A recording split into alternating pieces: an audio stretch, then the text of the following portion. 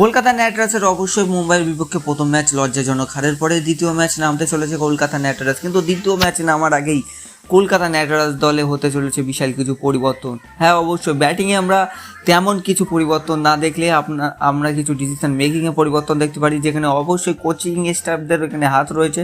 কারণ কলকাতা নাইট রাইডার্সের যদি আপনারা দেখেন তো এখানে দ্বিতীয় ম্যাচে কিন্তু কলকাতা নাইট রাইডার্সের যে সবথেকে বড় ব্যাপার সেটা হচ্ছে বলিং লাইন আপ এমন করে ঠিক করেছে, যেখানে সুনীল নারিন লাস্টের দিকে বলিং অ্যান্ড বাই এখানে দেখো তো যারা মান খেয়ে যাচ্ছে তারা আগে আগে বলিং দিচ্ছে, এবং কলকাতা নাইট রাইডার্সের ক্যাপ্টেন্সি অবশ্যই রিঙ্কু সিংকে ভাই এখন ভালো করে সাপোর্ট করতে পারে। রিঙ্কু সিং কিন্তু ফিউচারে অনেক বড় কিছু দিতে পারে। অ্যান্ড কলকাতা নাইট রাইডার্সের অবশ্যই ক্যাপ্টেন নিয়ে বারবার একটা খারাপ দিক রয়েছে, এবং ক্যাপ্টেনের জন্যও আমরা কিছুটা দুর্বল হচ্ছি, এবং খারাপ ফিল্ডিং ওটা শুধরে যাবে আশা করি। দেখেন রমনদীপের কিন্তু বলিং চাই। অ্যান্ড সবথেকে বড় কথা, কলকাতা নাইট রাইডার্স পরবর্তী ম্যাচে মুজারবানিকে নাও খেলাতে পারে, হয়তো পাতিরা না আসতেও পারে। যদি না আসে তাহলে মুজারবানিকে কিন্তু খেলানোর চান্সেস খুবই কম, তার কারণ অবশ্যই ভালো বলার বলছি, কিন্তু এখানে কলকাতা নাইট রাইডার্স আইপিএল মতো স্টেজে ওই বলার বাই বেশি কন্টিনিউ ভালো পারফরমেন্স ধরে রাখার ক্ষমতা কিন্তু কম রয়েছে, যেখানে কলকাতা নাইট রাইডার্স পরবর্তী ম্যাচে তিনটি প্লেয়ার চেঞ্জেস করতে পারে।